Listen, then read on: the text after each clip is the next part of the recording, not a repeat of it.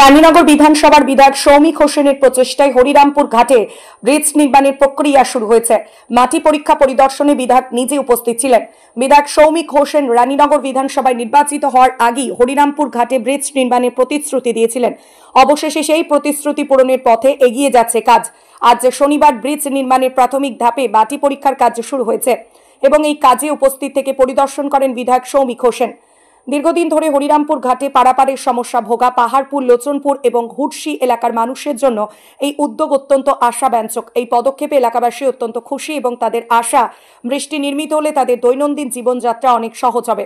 বিধায়ক সৌমিক হোসেনের এই উদ্যোগে স্থানীয় জনগণের জন্য একটি বড় উন্নয়ন হিসাবে পরিণত হচ্ছে, যা তাদের যাতায়াত ব্যবস্থাকে আরও সুবিধাজনক করবে। দেখুন, আমরা সিপিএম কংগ্রেসের মতন ধাপ্পাবাজ না। আমরা যেটা কথা দিই সে কাজটা করি।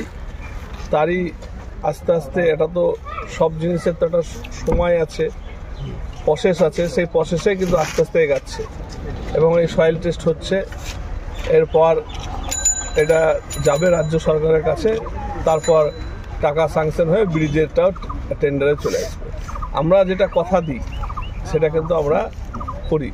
আমরা মানুষকে কথা দিয়েছিলাম যে হরিরাম ব্রিজের করার জন্য আমরা সব রকম চেষ্টা করব। আমরা সেই কাজটাই কিন্তু শুধু কথা নাই, কাজে আমরা বিশ্বাস করি। সেই কাজটা কিন্তু দেখতে পাচ্ছেন সচক্ষে যে কাজ কিন্তু মানে প্রক্রিয়া কিন্তু চালু হয়ে গেছে। শুরু যে সিপিএম কংগ্রেসের মতন ভাওতাবাজি দিয়ে 34 বছর এবং কংগ্রেসের এখানে এমএলএ 10 বছর, তারা ভোটের সময় আসে ভোটের রাজনীতি করতে, ভোট ফুরিয়ে গেলে তাদের আর দেখা যায় না। একটা সময় পাওয়া যায়, এই যে ঈদ গেল, সিপিএম কংগ্রেসের কোনো নেতাকে এখানে দেখা গেছে?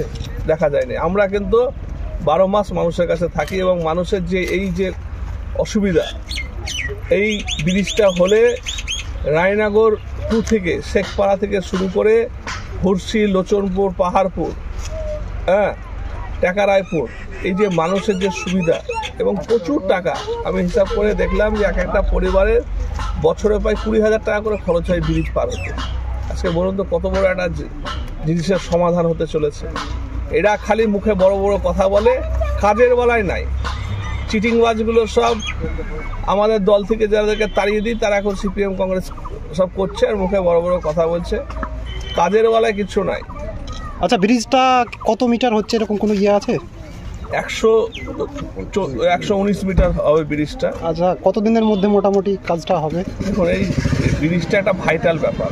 তার যে প্রসেসিংয়ের কাজগুলো চলছে আপনারা নিজে দেখতে পাচ্ছেন।